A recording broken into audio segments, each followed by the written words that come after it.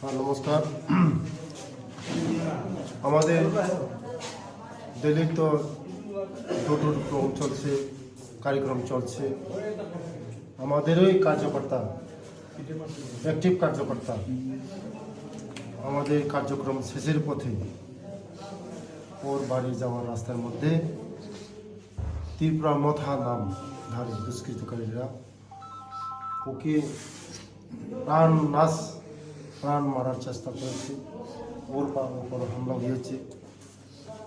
আমি বলতে চাই, যারা এই ধরনের নোংরা কাজ করে, আমরা নোংরা বিশ্বাস করি না, মারপিট বিশ্বাস করি না, হারমাট বিশ্বাস করি না।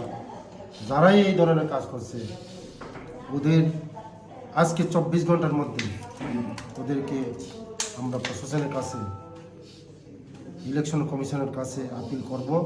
যারা এই ধরনের কাজ, আমরা চাই ইলেকশন পিসফুল, আমরা চাই শান্তি শৃঙ্খলাভাবে ইলেকশনটা যা, মারপিট না, হাঙ্গামা না। আমরা চাই সব শান্তিতে হোক। কিন্তু মথার যারা নামধারী, ওরা এভাবে সন্ত্রাস করে আমাদের শান্তি পরিবেশকে নষ্ট করতে চায়। পিসফুল তারা চায় না। তার জন্য জনগণ বিচার করবে। আগামী দিন জনগণই শেষ কথা, গণতন্ত্রের শেষ কথা। এই মারপিট ডাঙ্গা করে কোনো কিছুই হবে না। কোন জায়গায় হয়েছে মূলত ঘটনাটা? এটা হয়েছে কুঞ্জমুড়াতে, এই কুঞ্জমরা থেকে ব্রহ্মসরা আসা বর্মসরা যাওয়ার রাস্তার মধ্যে। হ্যাঁ, বর্মসরা যাওয়ার রাস্তার মধ্যে ওরা হামলা করেছে।